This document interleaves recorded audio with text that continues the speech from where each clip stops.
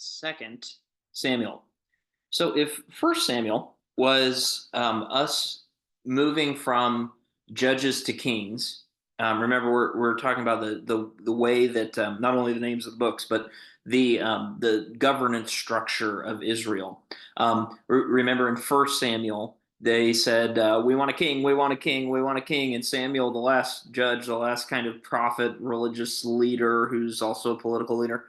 Um, Said, no, you shouldn't do that. God doesn't want you to do that. God says, no, don't do that. And the people say, but everybody else has a king. We want a king. And so God says, okay, if you want a king that bad, you can have one. And the first king is Saul. And turns out he wasn't all that great. Well, Second Samuel is moving. If First Samuel is moving from judges to kings, then the Second Samuel is about kind of zooming in on one particular king, David. So Second Samuel is all about David, and he turns out to be this really complex guy um, with a complex story, morally, politically, religiously. There's a lot going on, good, bad, and ugly with David, and this Second Samuel is all about David, basically.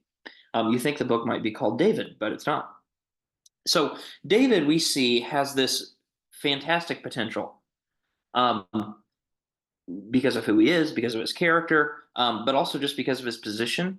And so he's got this potential for great success and horrible failure. He's well rounded, so to speak. Um, it could go any number of ways with David. And so move from Saul. This is kind of the outline. We move from Saul to David, and it is a struggle to rule. I mean, remember, David is only the second king in Israel's history. We don't have kings in the United States, but imagine what it must have been like to move from George Washington to John Adams, first president to second president. Um, it's a turbulent time. There's a lot of new things. What does it look like for the second guy after the first one? That's a difficult thing you can imagine. And so um, we're moving from Saul to David, and it is a struggle to figure this out. And so the outline then is kind of that move, and then David's public successes. He's done a lot of good, and then David's personal failures, and then kind of David and Israel moving forward. I do just want to talk about one story that's so central in Second Samuel and in David's story, and that is he and Bathsheba in chapters 11 and 12. So David, if we can if we can paint the picture, David is on uh, out on some balcony, looking out over the city. He's the king. And he thinks to himself, "Oh, I own all of this, or not own, but I rule over all of this, and it's wonderful." Can you imagine? Does that sound familiar? Can you imagine Jesus being tempted in the desert, and the devil takes him to the pinnacle of the temple, and he says, "Look out over all this. You could have all of it." Right? A little bit of foreshadowing there.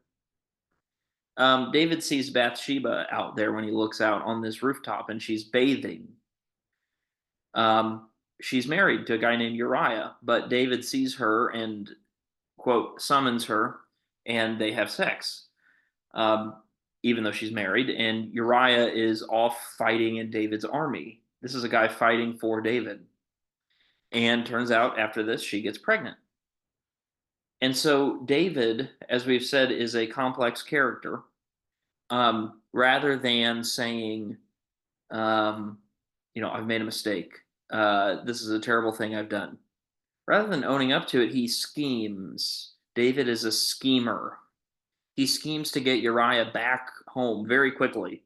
Uriah, you must come home, and you need a break, he says. And he kind of tries to get Uriah to sleep with Bathsheba, so to speak. And that kind of muddies the water of, well, who's the dad? If she gives birth, oh well, yeah, Uriah, you've got a baby, right? And in theory, in David's little story, Uriah would be none the wiser.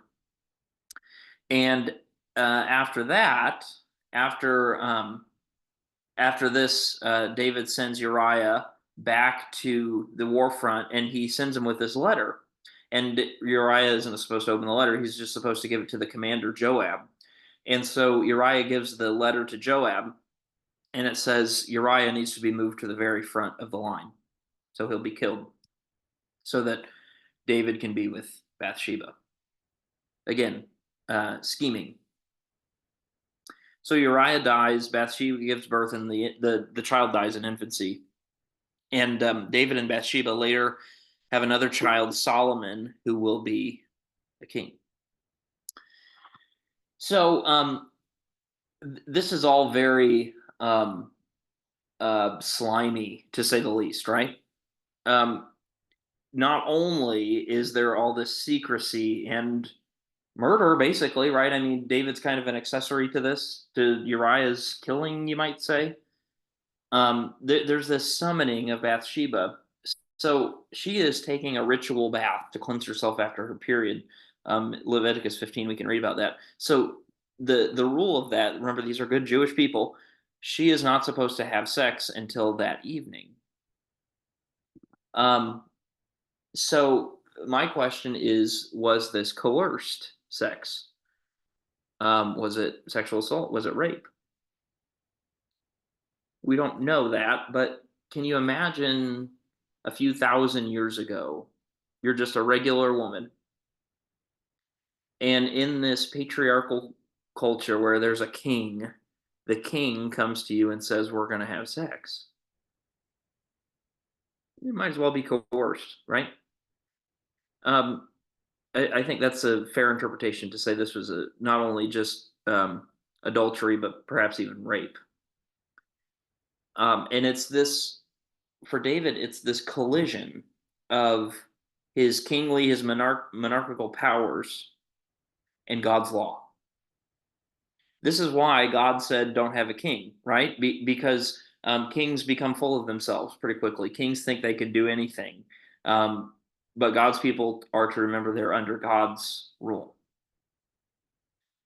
And yet, David, as we read forward, is viewed as really the first rightful king. Saul was not supposed to be king. They picked Saul, but then God goes and picks David. And David is sort of the central king of Israel's history. Jesus comes from David's line, and there's not like this shameful idea that Jesus came from David's line, right? David accomplishes a lot of good, we read about, and he's just this complicated character. He's got some really lows and some really highs. And a question we might consider is who, like, really, when it comes down to it, who is David and what's in his heart? Well, we open up the Psalms, which we haven't read yet, but we open up the Psalms, which are these hymns and songs and poems and prayers that put together all of life's emotions. They put together praise and grief, lament and hope, joy and hurt, and they bring it all together. The tradition is that David wrote many of these, or at least they're written in the tradition of David. And all of this is given to us a couple thousand years later in this worshipful tone, in a way that we can pray and sing. And so then the question is, as we read and pray the Psalms, as we consider our own highs and lows, is there not a little bit of David in all of us?